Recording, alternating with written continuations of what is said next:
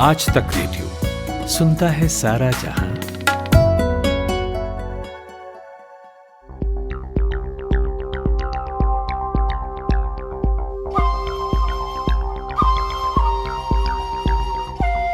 विधानसभा में बहुमत होते हुए अचानक से एक दिन सरकार का चले जाना, या फिर चुनाव में सबसे बड़ी पार्टी होने के बाद भी विपक्ष में बैठना, राज्यसभा इलेक्शन से पहले पार्टी विधायकों का पार्टी छोड़ देना, और ऐसे कई किस्से। आप जब भी किसी से राजनीति की ये बातें करेंगे तो राज्य कोई भी हो, चुनाव कोई भी हो, लेकिन पार्टी हर मौके पर लगभग एक ही होगी। शायद बताने की भी जरूरत ना पड़े क्योंकि समझ तो आप गए ही होंगे, लेकिन चूंकि बताना एक औपचारिकता है तो बता ही देते हैं। वो पार्टी है कांग्रेस। राजस्थान में संघर्ष करती दिख रही कांग्रेस के लिए ये कोई नया एक्सपीरियंस नहीं है, और खासकर 2014 के बाद से तो बिल्कुल भी नहीं। एक बॉलीवुड फिल्म में नवाजुद्दीन सिद्दीकी का एक डायलॉग है, मौत को छू के टक से वापस आ सकता हूं। यही चीज राजनीति में सत्ता और पावर के हिसाब से कांग्रेस के आसपास बैठती है। तो आखिर कांग्रेस ऐसी स्थिति में हर बार कैसे पहुंच जाती है? आखिर कांग्रेस की वो कौन सी कमजोर नब्ज है जिसका इलाज वो अब तक नहीं कर पाई है? इस पॉडकास्ट में बात करेंगे हम इन सब की। नमस्कार, मैं हूं ऋतुराज और मेरे साथ इस टॉपिक पर बात करने के लिए कौशिक डेका हैं। आप इंडिया टुडे मैगजीन के सीनियर एडिटर हैं और राजनीतिक मसलों पर डिटेल में पूरे एक्सप्लेनर तरीके से कहानियां लिखते हैं। स्वागत है सर आपका इस पॉडकास्ट में। धन्यवाद। हम आगे बात करेंगे, लेकिन सबसे पहले अगर आप कुछ उदाहरण देकर समझा सकें जिसमें कांग्रेस की परेशानियां और वो जिन चीजों से लगातार जूझ रही है, अगर हम उसे समझ पाए। कांग्रेस की परेशानियों के उदाहरण तो बहुत सारे हैं। कांग्रेस पार्टी अब जिस दौर से गुजर रहे हैं वो यहाँ पे एक एग्जिस्टेंशियल क्राइसिस माना जा रहा है कांग्रेस पार्टी के लिए। लेकिन सबसे इम्पोर्टेंट बात कांग्रेस पार्टी के लिए ये है, ये पार्टी कैडर बेस्ड पार्टी नहीं है। ये पार्टी हमेशा एक जन आंदोलन या किसी टॉपिक पे बेस करके आगे बढ़े है, और इनका जो लीडरशिप है वो तभी स्ट्रेंथन होते हैं जब पार्टी सत्ता में होते हैं। और पहली बार आप नोटिस करेंगे कि 2014 के बाद 10 साल के लिए लगातार कांग्रेस पार्टी केंद्र में सत्ता से बाहर है, और केंद्र में ही नहीं, कई सारे स्टेट्स में कांग्रेस पार्टी सत्ता से बाहर है। तो इसके वजह से क्या हुआ है, जब सत्ता में नहीं होते हैं कोई कांग्रेस पार्टी, तो इनके जो सांगठनिक ऑर्गेनाइजेशनल स्ट्रक्चर है वो कमजोर पड़ जाते हैं। और जो कांग्रेस की न्यूक्लियस है वो है गांधी फैमिली। गांधी फैमिली की भी पकड़ इस पार्टी में तभी ज्यादा स्ट्रांग होते हैं जब सत्ता में होते हैं। अब क्योंकि केंद्र में भी सत्ता में नहीं है और कई सारे स्टेट्स में भी नहीं है, खास तौर से बड़े स्टेट्स में, तो प्रॉब्लम ये हुआ है कि जिन स्टेट्स में कांग्रेस सत्ता में है वहां पे कुछ लोगों के हाथ में सत्ता है, सांगठनिक तौर पे पार्टी कुछ लोगों के हाथ में है, जिस पे गांधी फैमिली का भी कोई कंट्रोल नहीं है। इस वजह से जिसको हम कहते हैं इनफाइटिंग बहुत ज्यादा हो रहा है कांग्रेस पार्टी में। और इसका एग्जाम्पल शुरू होता है, आप देखेंगे तो 2015 में एक एग्जाम्पल था असम से, जो हिमंत बिस्वा शर्मा जो कांग्रेस छोड़ के चले गए, वो एक पहला एग्जाम्पल के तौर पे आप देख सकते हैं। धीरे धीरे कांग्रेस के पावर खत्म होते जा रहे थे। 2014 के इलेक्शन हार चुके थे कांग्रेस। उसी समय वो जंग बहुत पहले से चल रहा था हिमंत बिस्वा शर्मा और तरुण गोगोई के बीच में। लेकिन जैसे सत्ता से निकल गए कांग्रेस केंद्र में, हिमंत बिस्वा शर्मा को ताकत मिला और उनके पास एक ऑप्शन आया बीजेपी। वो तुरंत कांग्रेस त्याग कर दिया और बीजेपी के साथ जुड़ गए। वहीं से ये सिलसिला लगभग शुरू हुआ। नॉर्थ ईस्ट में आप देखेंगे कि सारे स्टेट्स में से कांग्रेस बाहर निकल गए। फिर हम बहुत देर बाद छोटे मोटे लीडर्स इधर उधर होते रहे, लेकिन एक जो सिग्निफिकेंट चेंज हमने नोटिस किया वो है मध्य प्रदेश में, जब ज्योतिरादित्य सिंधिया ने कांग्रेस छोड़ दिया और बीजेपी ज्वाइन किया और एक गवर्नमेंट टूट गए। इन्हीं बीच में आप देखेंगे कि नॉर्थ ईस्ट में भी पेमा खांडू अरुणाचल प्रदेश के, उन्होंने कांग्रेस छोड़ के बीजेपी में ज्वाइन किया 43 एमएलए के साथ। बीजेपी के और एक चीफ मिनिस्टर है मणिपुर में, एन बीरेन सिंह, वो भी कांग्रेस के ही नेता थे। वहां पे भी कांग्रेस को बहुमत मिला था, बहुमत नहीं मिला था, लेकिन सिंगल लार्जेस्ट पार्टी हुए थे 28 सीट के साथ 60 मेंबर की असेंबली में। लेकिन बीजेपी पीछे से आके सरकार बना लिया कांग्रेस के ही एमएलए लेके। गोवा तो का ये उदाहरण हमारे पास है। गोवा में 13 नंबर थे 40 लोगों के विधानसभा में, वहां पे भी दूसरे पार्टियों के सहयोग से कांग्रेस ने बीजेपी ने सरकार बना लिया, और उनके बाद तो सारे के सारे 10 कांग्रेस एमएलए बीजेपी में शामिल हो गए।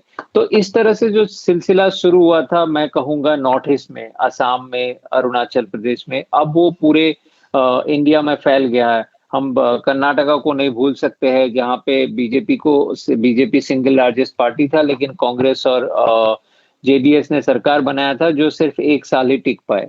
तो ये जो हो रहा है, कैसे हो रहा है? अब बीजेपी को हम दोष दे सकते हैं कि वो कांग्रेस के नेता चुरा रहे हैं, या जिसको इंग्लिश में पोचिंग कहते हैं, लेकिन कैसे ये नेता वहां पहुंच रहे हैं, ये भी देखने वाली बात है। क्योंकि एक दिन में कोई भी नेता कांग्रेस से खफा नहीं हो जाते या पावर हंग्री नहीं होते। जब भी ऐसे कोई द्वंद्व शुरू होते हैं, जैसे कि तरुण गोयल हिमंत बिस्वा शर्मा के बीच में हुआ, जैसे कमलनाथ दिग्विजय सिंह और ज्योतिरादित्य सिंधिया के बीच में हुआ, जैसे पेमा खांडू और नवाम तुकी के बीच में हुआ था, और जैसा अभी राजस्थान में अशोक गहलोत और सचिन पायलट के बीच चल रहा है। अशोक गहलोत और सचिन पायलट के बीच में चल रहा है। वैसे हमने देखा था हरियाणा में अशोक तंवर और भूपेंद्र सिंह हुड्डा के बीच में चल रहा था। अभी भी कांग्रेस में कुछ कुछ जगहों पे ऐसे इनफाइटिंग अभी भी चल रहा है, जैसे सिद्धारमैया और डीके शिव कुमार दोनों एक साथ नहीं है। तो जब भी ऐसे गुटबाजी होते हैं या ऐसे द्वंद्व शुरू होते हैं, तो जरूरी है हाईकमान के लिए कि इस प्रॉब्लम को बहुत बड़ा होने से पहले, जब किसी एक नेता को ये लगे कि उनके पास कांग्रेस छोड़ने के अलावा और कोई ऑप्शन ना है, वहां तक पहुंचने से पहले ही ऐसे समस्याओं को सुलझाने की बहुत आवश्यकता है। लेकिन विडंबना ये भी है, विडंबना ये भी है कि आप तभी समझौता कर सकते हो या आप तभी रेफरी बन सकते हो जब आप खुद ताकतवर हो। आज गांधी फैमिली में वो ताकत नहीं है जो पहले हुआ करते थे, क्योंकि उनके पास सत्ता नहीं है। तो गांधी फैमिली कांग्रेस के लिए ग्लू तो है, और कांग्रेस को लगता है कि गांधी फैमिली के बिना कांग्रेस डिसइंटीग्रेट हो जाएगा। लेकिन गांधी फैमिली को भी ये लगता है, जो लोग नजरअंदाज कर देते हैं, कि कांग्रेस के बिना उनके कोई अस्तित्व ही नहीं रहेगा। तो वो भी नहीं चाहते, जब ऐसे द्वंद्व शुरू होते हैं, जब ऐसे झगड़े दिखाई देते हैं उनको, तो चुप रहते हैं। उनके एक वजह भी है, क्योंकि उन्हें पता है कि अगर साइड लेंगे, किसी भी साइड के तरफ सही या गलत के फैसला करने जाएंगे, तो एक साइड जीतेगा, दूसरे साइड हारेगा। और अगर गलती से गांधी फैमिली हारने वाले साइड में हो गए, तो उनके इज्जत पे दाग आएंगे। तो उनके जो पकड़ है पार्टी पे, जो उनका अस्तित्व है, उन पे भी सवाल उठने लग जाएंगे। तो इसलिए गांधी फैमिली हमेशा दूरी बनाए रखते हैं ऐसे द्वंद्व से, और सोचते हैं या ये उम्मीद करते हैं कि एक नेचुरल एंडिंग ऐसे द्वंद्व को मिलेगा, जो कि बीजेपी के उत्थान के वजह से वो हो नहीं रहा है। क्योंकि इस समय गांधी फैमिली के या कांग्रेस के सामने एक ऑपोजिशन पार्टी ही नहीं है, एक ऐसी ताकत है जिनके एजेंडा ही क्लियर है। बहुत साफ तरीके से पार्टी के दोनों वरिष्ठ नेताओं ने बोल दिया है, प्रधानमंत्री नरेंद्र मोदी जी और होम मिनिस्टर अमित शाह जी ने, कि उनके मकसद ही है एक कांग्रेस मुक्त भारत।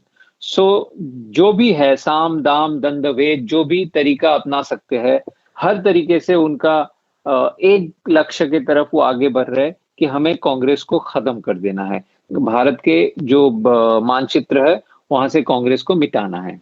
आपने कांग्रेस छोड़ने वाले नेताओं या फिर ऐसे राज्यों का जिक्र किया जहां पे कांग्रेस पार्टी सत्ता बचाने से चूक गई। आप ही का एक आंकड़ा है, आप ही ने लिखा है, मैं उसे बस कोट कर देता हूं कि आपने लिखा है कि 303 बीजेपी के एमपी हैं आज के समय में, और जिसमें से 31 जो हैं वो फॉर्मर कांग्रेसी रहे हैं जी। इसके अलावा 2015 से लेके 2020 तक 120, ये नंबर कम नहीं होता, 120 कांग्रेस के ऐसे एमएलए हैं जो बीजेपी में स्विच कर गए हैं। जी। मतलब लगता है कि चलिए कुछ एमएलए को पैसे का प्रलोभन दिया जा सकता है, कुछ पर दबाव बनाया जा सकता है, लेकिन 120 एमएलए का शिफ्ट कर जाना 5 साल में, ये वाकई सिर्फ एक तरफा नहीं हो सकता है। ये इसके अंदर और कहीं ना कुछ छुपा हुआ तो जरूर है।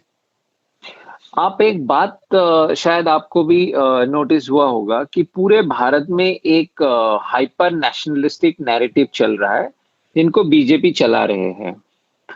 इस नैरेटिव को सही गलत कुछ भी माने आप, वो एक अलग पहलू है, लेकिन इस नैरेटिव को चैलेंज करने के लिए जो एक और नैरेटिव चाहिए, इक्वली स्ट्रांग नैरेटिव चाहिए, वो नैरेटिव आज किसी भी पार्टी में नहीं है, कांग्रेस में भी नहीं है। कांग्रेस बाकी पार्टियों से अलग इसलिए है क्योंकि कांग्रेस बीजेपी की तरह एक नेशनल पार्टी है, हर जगह उनका अस्तित्व है। लेकिन कांग्रेस के पास आज एक ऐसा नैरेटिव नहीं है जो एक आम युवा को या कोई भी एक वोटर को एक्साइट कर पाए। आप सही माने या गलत माने, बीजेपी के पास जैसे कोई भी एक वोटर हो, उनको पूछेंगे कि आपके लिए बीजेपी क्या है, वो बता पाएंगे। लेकिन कांग्रेस के बारे में अगर किसी भी वोटर को पूछा जाए, आम जनता को, तो कांग्रेस पार्टी की तरह ही वोटर भी कंफ्यूज्ड है, क्योंकि उन्हें पता नहीं कांग्रेस का स्टैंड क्या है। कांग्रेस का स्टैंड एनआरसी में क्या है, कांग्रेस का स्टैंड कहाँ में क्या है, कांग्रेस का स्टैंड जम्मू एंड कश्मीर को लेके क्या है। बहुत सारे ऐसे पहलू है जो आप डिबेट कर सकते हैं कि ये डिवाइसिव तत्व है, लेकिन बहुत जरूरी है कि आपका एक क्लियर स्टैंड हो, और अगर आपका स्टैंड हैवी तो उस स्टैंड को आप प्रॉपरली जनता के पास ले जाइए। जैसे मतलब सलमान खुर्शीद ने बात वही हुई ना कि मशीन चलाने के लिए जो एक तेल की जरूरत है, वो हाँ, कांग्रेस में उस तेल के रूप में जो एक आइडियोलॉजी होनी चाहिए या एक जो मुद्दा होना चाहिए, उसकी कमी दिखती है। आइडियोलॉजी है, लेकिन वो आइडियोलॉजी को, जैसे सलमान खुर्शीद ने मेरी स्टोरी में कहा है कि Congress needs good story teller. आपके स्टोरी अगर अच्छे है, कांग्रेस के स्टोरी अच्छे है बुरे है ये किसी को नहीं पता, क्योंकि स्टोरी क्या है यही वो लोग बता नहीं पा रहे। आइडियोलॉजी कांग्रेस के है इंक्लूसिव लिबरल आइडियोलॉजी, जैसे शशि थरूर ने कहा है, मनीष तिवारी ने कहा है कि उनके पास आइडियोलॉजी है, उनके पास इकोनॉमिक फिलॉसफी भी है, लेकिन वो क्या है किसी को बताने के लिए एक अच्छा स्टोरी बोलना जरूरी है, और वो स्टोरी टेलर कांग्रेस में नहीं है, और वो स्टोरी बताने की कोई चेष्टा भी नहीं हो रहा है कांग्रेस की तरफ से। तो इसके वजह से क्या हो रहा है कि लोगों के मन में भ्रांति है बहुत सारी बातों को लेके, जब कांग्रेस के बारे में, जब तक ये भ्रांति दूर नहीं किया जाएगा तो कांग्रेस के लिए एक जनमत गठन नहीं होगा। अब क्या हो रहा है, अब इसमें ये पोचिंग की बात कैसे आ गई। बहुत सारे कांग्रेस लीडर्स को, बहुत सारे ग्रीडी भी है जो लालच में गए हैं बीजेपी के सत्ता के लालच में, और बहुत सारे ऐसे नेता है जिन्हें ये समझ में नहीं आ रहा है कि उनके राजनीतिक भविष्य क्या है। मैं जब भी कांग्रेस के नेताओं से बात करता हूँ, बहुत नेता मुझे ये पूछते हैं कि हमारा होगा क्या। तो इसका मतलब ये है कि इन लोगों को कांग्रेस के अंदर रह के अपनी एक पॉलिटिकल फ्यूचर दिखाई नहीं दे रहा है, और इस समय जो नैरेटिव या जो डिस्कोर्स हमारे देश में हावी है वो बीजेपी का नैरेटिव है। तो बहुत लोग जिनका आइडियोलॉजिकल कमिटमेंट बहुत स्ट्रांग नहीं है, या जिनको सत्ता के लालच है, या जिनको ये समझ में नहीं आ रहा है कि कांग्रेस के अंदर रह के आगे कैसे बढ़ा जाए, वो तीनों वजह से उन लोगों को लग रहा है कि बीजेपी में स्विच करना ही सबसे आसान तरीका है, जहां पे वो लोग सुरक्षित भी रहेंगे और पॉलिटिकल फ्यूचर भी सुरक्षित रहेंगे। और इसका एक और वजह भी है, आप अगर बहुत गहराई पे जाएंगे तो बीजेपी और कांग्रेस में आइडियोलॉजिकली बहुत ज्यादा अंतर नहीं है। यही अंतर है कि कांग्रेस सेक्युलरिज्म के बारे में बात करते हैं और बीजेपी ओवरटली एक हिंदू नेशनलिस्ट पार्टी है। लेकिन आप अगर कांग्रेस के अंदर की हरकतों को देखेंगे तो कहीं ना कहीं कांग्रेस के अंदर भी एक ब्राह्मणवाद और हिंदू नैरेटिव अंदर चल रहा है। लेकिन जो कांग्रेस वो उसको लोग बेच नहीं पाती है, वो बीजेपी अच्छे से बेच वो लेती है। नहीं, बेचने की बात नहीं, वो बेचना भी नहीं चाहते, वो उनको छुपा के रखते हैं। आप इसका बहुत बड़ा सबूत मुझे कांग्रेस के लोग ही काफी दिन देते रहे कि कांग्रेस में कौन सा ऐसा, कांग्रेस हमेशा मुसलमानों के हक में बात करते हैं, लेकिन आपको पता होगा कि कांग्रेस में कितने सारे बड़े मुसलमान नेता है जो लोकसभा में और पार्लियामेंट में, या फिर जिनको हम मास लीडर कह सकते हैं। जो मुझे तुरंत दो नाम याद आते हैं वो है गुलाम नबी आजाद जी और सलमान खुर्शीद जी। दोनों अपने आप में बहुत अच्छे नेता है, लेकिन दोनों ऐसे नेता नहीं है जो एक मास मूवमेंट या एक ह्यूज पॉपुलैरिटी एनकैश कर सकते हैं। दूसरी बात, आपको हैरानी होगी, सच्चर कमेटी फॉर्म हुआ था जिसमें बहुत सारे सलाहें दिया गया था कि ऐसे करना चाहिए वैसे करना चाहिए। आप देखेंगे कितने सारे ऐसे सलाह कांग्रेस गवर्नमेंट ने इम्प्लीमेंट किया।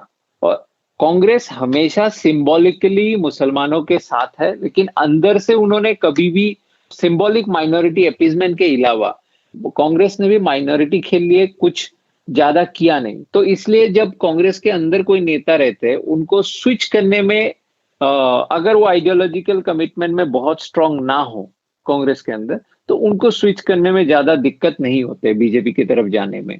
तो मुझे लगता है ये एक वजह है जिसकी वजह से सत्ता के लालच और जो फाइनेंशियल ल्योरमेंट होते हैं उनके अलावा भी ये एक बात है जिसकी वजह से ये स्विच थोड़ा आसान हो जाते हैं। एक चीज मुझे और जो कांग्रेस के स्तर पर नजर आती है, जैसे बहुत हालिया उदाहरण ले लेते हैं राजस्थान वाला, मैनेज करने के लिए किन्हें भेजा गया?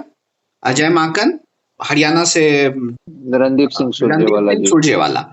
आप देखिए कि कांग्रेस हमेशा ऐसे मौकों पे उन नेताओं को आगे कर देती है जो खुद की अपनी सीट नहीं बचा पाते हैं चुनाव में, और फिर कहती है कि आप ऐसे नेताओं को जाकर नेताओं का जाकर नेतृत्व कर लो या उन्हें समझा लो जो बहुत संघर्ष के बाद जीत कर आए हैं। क्या इस स्तर पे भी थोड़ा सा कॉन्फ्लिक्ट दिखता है कांग्रेस के अंदर? मैं इसमें थोड़ा सा मेरा दिमत है। जैसे राजस्थान में कांग्रेस को कोई बड़ा नेता भेजने की इसलिए भी जरूरत नहीं है। राजस्थान में अशोक गहलोत जी बहुत ही स्ट्रांग नेता है। अगर समझ लीजिए कोई ऐसा नेता राजस्थान में भेज दिया जाए जो गहलोत जी के स्टैच्योर के है, तो कॉन्फ्लिक्ट होने की भी चांसेस है, क्योंकि दोनों के अलग अलग सोच हो सकते हैं। तो कौन किसके बात मानेंगे? अगर आप देखेंगे सुरजेवाला जी, माकेन जी या जो अविनाश पांडे जी है, वो तो राजस्थान के इंचार्ज ही है। वो लोग जब वहां पहुंचेंगे तो वो लोग गहलोत के नेतृत्व में काम कर रहे हैं, और जो सेंट्रल कमांड है कांग्रेस के और जो गहलोत जी के रणनीति है, इन दोनों में एक तरह के कोऑर्डिनेशन कर रहे हैं। वो एक्चुअली गहलोत जी को बैक एंड सपोर्ट दे रहे हैं। जो शायद एक बड़ा नेता जाएंगे तो वो उस रोल में फिट नहीं बैठेंगे। बाकी फिजिकली प्रेजेंट ना होके भी जो कांग्रेस के बड़े नेता है, जिन जैसे कि अहमद पटेल जी है, पी चिदम्बरम जी है, ये लोग अपने अपने काम कर रहे हैं। वो हर कोई, सचिन पायलट से बात कर चुके हैं, अमरिंदर सिंह जी ने बात किया है, वी नारायण स्वामी जी ने बात किया है। तो ऐसा नहीं कि सचिन पायलट जी से बाकी लोगों ने बात नहीं किया। और ये तीन जो लीडर आपने नाम लिया है, ये लोग वहां पे क्राइसिस मैनेजमेंट के लिए गया है। वो वहां पे यहाँ पे कोई वो नहीं है कि डुएल राय नहीं है कि राजस्थान में जो क्राइसिस है उसका मैनेजमेंट का जो जनरल है या सेनापति है वो अशोक गहलोत जी है, और बाकी ये लोग उनको हर तरह के सपोर्ट दिया जाए इसलिए गए हैं। तो मैं नहीं समझता इसमें कौन गया है ये बात ज्यादा महत्व रखता है, क्योंकि बाकी जो बैकरूम पॉलिटिक्स है, या हम अब देखा जाए जो ऐसे सिचुएशन में जो सबसे इम्पोर्टेंट बात होता है पैसे की पॉलिटिक्स, और मुझे नहीं लगता गहलोत जी को किसी दूसरे की मदद की जरूरत है इस तरह की पॉलिटिक्स करने के लिए।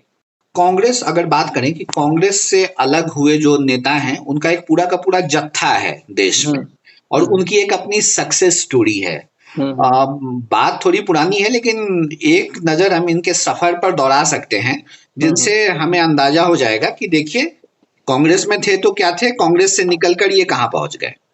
हाँ जी, आप कहना चाहते हैं कि ऐसे नेताओं के जो हाँ जैसे जर्नी है। हाँ, जैसे शरद पवार, ममता बनर्जी, ये लोग कभी कांग्रेस में रहे थे और आज के समय में वो कांग्रेस से अलग हुए बहुत पहले, और आज के समय उन्होंने राजनीतिक ऊंचाइयां हासिल की अपने अपने स्टेट में। कांग्रेस से अलग होके अपने अपने स्टेट में राजनीतिक ऊंचाइयां हासिल करने वाले, अगर मैं रीजनल लेवल पे लीडर की बात करूं तो 3 नाम सबके सामने है, आज भी है। एक है ममता बनर्जी, दूसरा शरद पवार जी। शरद पवार जी सीएम नहीं है, लेकिन फिर भी वो सुपर सीएम ही मान सकते हैं उन्हें आज के डेट में। और तीसरा है जगन मोहन रेड्डी जी। तीनों में एक बात की सामान्यता है, तीनों ने अपनी जो राजनीतिक परिक्रमा है उसमें जगन मोहन रेड्डी अभी नए हैं इन दोनों के मुकाबले में, लेकिन तीनों ने एक बात सबके सामने रखा है कि मेहनत करने की और जो ग्राउंड लेवल में काम करने की ताकत है वो सबसे जरूरी है। कांग्रेस के बाहर हो या कांग्रेस के अंदर रहो, अपना आइडेंटिटी और अपने अब कॉर्पोरेट टर्म में बोला जाए तो ब्रांड इक्विटी बनाना बहुत जरूरी है। वो घर में रह के या सोशल मीडिया में रह के जो आजकल प्रचलित है या भाषण देके नहीं हो सकता। वो आपको ग्राउंड में जाके हार्ड वर्क करके लोगों के बीच में रह के सांगठनिक काम करके, क्योंकि अकेले आपके जीतने से कुछ नहीं होगा, आपको एक पार्टी को जिताना होगा। तो ये एक लंबा सफर है। और आप जगन मोहन रेड्डी को भी देखेंगे तो 2010 से लेके 2019 तक उन्हें इंतजार करना पड़ा। 9 साल की एक सफर है जिसमें जेल यात्रा भी थे। जो भी वजह हो, ये आसान नहीं था रास्ता। ममता बनर्जी जी की तो सफर ही एक फिल्म की तरह है, कहां से कहां पहुंचे है। उसी तरह शरद पवार जी की भी है। और भी लोग हैं, जैसे असम के हिमंत बिस्व शर्मा है, उन्होंने कांग्रेस से निकल के बहुत सारे ऐसे काम कर दिया जो शायद कांग्रेस के लिए काफी नुकसानदायक हुए। उन्होंने असम में जिताया, बाकी स्टेट से कांग्रेस को बाहर निकाल के फेंका। जिस भी तरीका अपनाना पड़ा, डिफेक्शन का पॉलिटिक्स हो या ऑर्गेनाइजेशनल काम हो, करके दिखाया।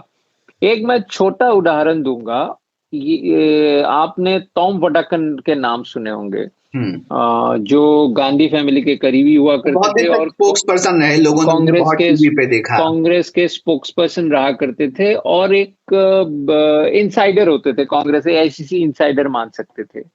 वडाकन जी ने अभी कुछ दिन पहले मैंने बात किया था तो एक बहुत छोटी सी बात कही थी जो शायद कांग्रेस और बीजेपी में एक डिफरेंस भी बताता है। मैं ये नहीं बोल रहा हूं कौन सा पार्टी सही है कौन सा पार्टी गलत है। तो वडाकन जी काफी सालों से उनको गांधी फैमिली के इंसाइडर माना जाता है या कांग्रेस एआईसीसी इंसाइडर माना जाता है। तो उन्होंने कहा कि बीजेपी ज्वाइन करने के बाद एक इलेक्शन रैली में वो प्राइम मिनिस्टर के साथ ना कि डाइस में बैठे, वो प्राइम मिनिस्टर से पहले उनको भाषण देने का मौका भी मिला। वही मौका उनको अमित शाह जी के साथ भी मिलने वाले थे, लेकिन वो बारिश की वजह से वो मीटिंग हुआ नहीं। ये एक ऐसी बात है जो टॉम वडाकन कांग्रेस पार्टी में रहते हुए कभी कल्पना भी नहीं कर पाते। ये उनका खुद खुद की कही हुई बात है। तो वही बात आप बहुत साल पहले मुझे हिमंत बिस्व शर्मा ने कहा था कि प्राइम मिनिस्टर मोदी उन्हें अपने चॉपर में लेके चलते हैं या अमित शाह जी उन बगल में बिठाते हैं। हिमंत बिस्व शर्मा को बंगाल के इलेक्शन रैली में प्राइम मिनिस्टर ने अपने बगल में बिठा के भाषण देने को कहा। हालांकि कांग्रेस में भी वो काफी बड़ा नेता हुआ करते थे नॉर्थ ईस्ट के, लेकिन जब भी सोनिया गांधी जी जाएंगे या राहुल गांधी जी जाएंगे उनको डायस में जगह नहीं मिलता था। सीएम बात करेंगे तो ये जो कभी राहुल गांधी या सोनिया गांधी जी के चॉपर में उनको लेके नहीं चलेंगे। ये कोई बड़ी बात नहीं है, लेकिन वो जो अप्रोच है, जो एक इज्जत देने का तरीका है, ये शायद एक डिफरेंशिएटर है। और ये जो इनएक्सेसिबिलिटी गांधी फैमिली ने अपने अराउंड बिल्ड किया है कि आप कभी भी नहीं मिल सकते हो, एक साथ नहीं चल सकते हो, जो एक ऑरा मेंटेन करने के लिए जो भी बना के रखा है, शायद ये भी कहीं ना कहीं कांग्रेस की वीकनेस की कहीं कहीं वजह है। अंत में बात करेंगे कांग्रेस के भविष्य को लेकर कि आज के समय कांग्रेस जिस चौराहे पे खड़ी है वहां से वो किधर जाएगी, कुछ स्पष्टता नहीं है, और कितने समय बाद उसे एक मंजिल मिलेगी इसे लेकर भी बहुत ज्यादा साफ तस्वीर नहीं है। बिल्कुल एक धुंधला सा भविष्य नजर आता है। क्या आपको भी ऐसा लगता है? ऐसा है, राजनीतिक भविष्यवाणी करना मूर्खता है, और ये मूर्खता मैं करूंगा नहीं, क्योंकि आप अगर देखेंगे 2004 में कांग्रेस पार्टी के बारे में लोग क्या क्या कहते थे। सोनिया गांधी के फॉरेन ओरिजिन से लेके उनके गलत हिंदी तक लोगों ने क्रिटिसाइज किया, लेकिन कांग्रेस वापस आए। इससे पहले भी कांग्रेस कई दफा ऑलमोस्ट वाइप आउट हो चुके थे, वापस आए। कांग्रेस के एक नेता ने मुझे कहा कि प्रधानमंत्री मोदी जी के 2002 के बाद जो इमेज था, गुजरात राइट्स के बाद, और 2002 के बाद जैसे यूएस वीजा ही देने को तैयार नहीं थे, और अब जो मोदी जी के इमेज है, दोनों में जमीन आसमान अंतर है। तो अभी के सिचुएशन को देख के लगता है कांग्रेस के भविष्य अंधकार है। लेकिन पॉलिटिक्स में कुछ भी चीज कोई भी बात निरंतर नहीं है, तो इसलिए हम कह नहीं सकते कि कल क्या होगा। हो सकता है कांग्रेस को एक ऐसा अच्छा स्टोरी मिल जाए और एक अच्छा स्टोरी टेलर मिल जाए जो पार्टी के दिशा ही बदल दे, और हो सकता है कांग्रेस यही से मौत की तरफ जाए। तो politics is a game of uncertainty. Cricket से भी ज्यादा अनसर्टेनिटी पॉलिटिक्स में है। आप बीजेपी के बारे में ही देख लीजिए, 2011-12 में बीजेपी के जो स्थिति थे और 2014 के बाद जो बीजेपी की स्थिति है वो बिल्कुल ही अलग है। मैं अपने होम स्टेट असम के बारे में कह सकता हूँ। 2015 में भी, मैं 2015 की बात कर रहा हूँ, किसी भी असम के लोगों को अगर पूछते आप कि बीजेपी क्या 2016 में सरकार बना सकते हैं, वो हंस पड़ते, क्योंकि कोई इमेजिन ही नहीं कर सकता था कि बीजेपी भी पावर में आ सकते हैं। त्रिपुरा जैसे स्टेट में आ गए। तो भविष्यवाणी करना बहुत ही गलत होगा, मूर्खता ही होगा। कांग्रेस चाहे, कांग्रेस में अगर वो चाहत है और किस्मत साथ दे, डेस्टिनी का भी बहुत बड़ा रोल होता है, तो कांग्रेस उभर के वापस आ सकता है। क्योंकि ये मत भूलिए कि आज भी कांग्रेस के पास 18 स्टेट में 20% वोट शेयर है। कई कई स्टेट में जो बाइपोलर स्टेट है उसमें 40 तक पहुंच चुके हैं। कांग्रेस के पास आज भी 888 असेंबली सीट्स है। कांग्रेस के तकलीफ है लोकसभा में, और कांग्रेस के तकलीफ है 5 स्टेट में। अगर इन 5 स्टेट को छोड़ दिया जाए तो कांग्रेस के तकलीफ इतनी ज्यादा भी नहीं है। और अगर आप उत्तर प्रदेश को छोड़ दे तो आप देखिए बीजेपी के बारे में भी देखिए कि बीजेपी के स्टेट गवर्नमेंट कहाँ कहाँ है। बहुत सारे स्टेट्स में बीजेपी का भी सरकार नहीं है। नॉन बीजेपी सरकार शायद ज्यादा स्टेट्स में है। मैं ये नहीं कहूंगा कांग्रेस सरकार है, लेकिन नॉन बीजेपी सरकार शायद ज्यादा स्टेट्स में है। तो दोनों ही पार्टी में क्षमता है। आगे डिपेंड करेगा कैसे लीडरशिप कौन प्रोवाइड करता है। आज के डेट में कांग्रेस की लीडरशिप बहुत ही कमजोर है, ये हम सबको दिखाई दे रहा है। लेकिन जैसे मैंने पहले भी कहा कि पॉलिटिक्स में कोई भी बात निरंतर नहीं है। तो लेकिन आपने बताया कि कांग्रेस कैसे एक इग्निशन फैक्टर की जरूरत है जहां से हो सकता है कांग्रेस वापस टेक ऑफ कर जाए। लेकिन कांग्रेस इस चीज का क्या करेगी कि सत्ता में आके फिर सत्ता खो देती है, राज्य में सत्ता में आती है फिर चली जाती है, इसको कैसे तोड़ेगी कांग्रेस? इसके लिए नए लीडर प्रोड्यूस करना पड़ेगा, और इसके लिए नए लीडर प्रोड्यूस करने के लिए, जैसे मैंने पहले ही कहा, एक अच्छा स्टोरी चाहिए। और नए लीडर प्रोड्यूस होते हैं क्योंकि आप मैं नॉर्थ ईस्ट से हूं तो मैं तुरंत वहां का एग्जांपल दे सकता हूं। जैसे कि नए लीडर प्रोड्यूस हुए बिप्लब देब के रूप में। आप बिप्लब देब 2 साल पहले तक कोई नहीं था। आप दिल्ली में आइए, नए लीडर प्रोड्यूस हुए अरविंद केजरीवाल के नाम पे। 2011 तक कौन था अरविंद केजरीवाल, कितने लोग जानते थे? तो एक किक स्टार्ट चाहिए, एक अच्छा स्टोरी चाहिए, एक संयोग चाहिए डेस्टिनी जिसको आप मीडिया भी कह सकते हो, कई कई जगहों पे मीडिया वो रोल प्ले कर जाते हैं। तो इन सबको मिला के अगर आगे बढ़ेंगे तो कांग्रेस कहीं ना कहीं अपना रिवाइवल कर सकते हैं। लेकिन सबसे जरूरी है, जैसे हम कहते हैं ना कोई भी मरीज को, कि आपको दवाई कितना भी दिया जाए, दुआ कितना भी किया जाए, अगर आपके जीने की चाहत ना हो तो आपको कोई जिंदा नहीं रख सकते, कोई भी डॉक्टर नहीं जिंदा कर सकते। तो सबसे जरूरी है कांग्रेस और कांग्रेसियों की जिंदा रहने की चाहत, जो मुझे नहीं लगता अभी खत्म हुआ है। तो क्योंकि राजस्थान में एटलीस्ट फाइट बैक तो किया है, तो हो सकता है ये लेसन उनको काम आए और वो स्टोरी मिल जाए उन्हें। मतलब कांग्रेस को एक राजनीतिक कॉकटेल की जरूरत है जो उसमें एनर्जी भरेगी और जिसके बाद थोड़ा बूस्टअप मिलेगा और फिर वो दौड़ सकती है। लेकिन कांग्रेस के लिए वो कॉकटेल बनाना थोड़ा सा चुनौतीपूर्ण भरा है आज के समय में।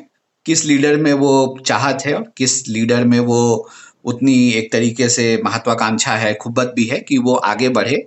और ये जो एक संघर्ष की एक जमीन है, वो जो एक आपने इग्निशन फैक्टर की बात की, एक कहानी और स्टोरी की बात की, उसको ढूंढे और उसे लेकर आगे बढ़े। शुक्रिया कौशिक जी अपना वक्त देने के लिए और कांग्रेस पर इतनी डिटेल में बात करने के लिए। वर्तमान, भविष्य और जो कुछ भी अभी कांग्रेस के साथ घट रहा है उस पर एक अच्छा सा, क्रिस्प सा, लेकिन सटीक जानकारी वाला पॉडकास्ट हमारे साथ करने के लिए। थैंक यू सो मच, धन्यवाद आपको।